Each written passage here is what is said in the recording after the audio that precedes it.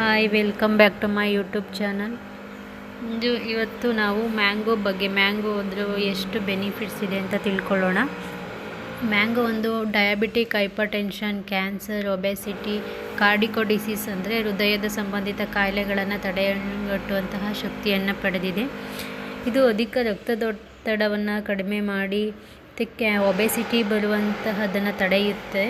ಇದು ಹೆಲ್ತ್ ಬೆನಿಫಿಟ್ಸನ್ನು ಹೊಂದಿರೋದ್ರಿಂದ ಡೈಜೆಷನನ್ನು ಬೇಗ ಚೆನ್ನಾಗಿ ಆಗೋ ಥರ ಯೂಸ್ ಇದೆ. ಕೊಲೆಸ್ಟ್ರಾಲ್ನ ಕಮ್ಮಿ ಮಾಡುತ್ತೆ.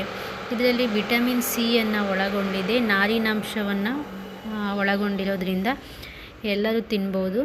ಇದರಿಂದ ಏಕಾಗ್ರತೆ ಮತ್ತು ಜ್ಞಾಪಕ ಶಕ್ತಿಯನ್ನು ಯೂಸ್ ಆಗುತ್ತೆ. ಇದು ತಿನ್ನೋದ್ರಿಂದ ಮಕ್ಕಳಲ್ಲಿ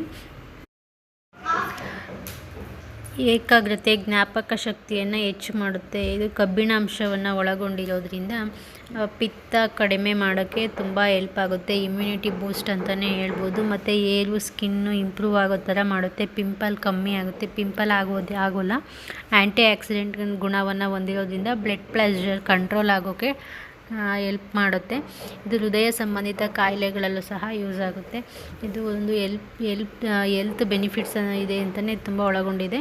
ಡೈಜೆಷನನ್ನು ಚೆನ್ನಾಗಿ ಆಗೋ ಥರ ಮಾಡುತ್ತೆ.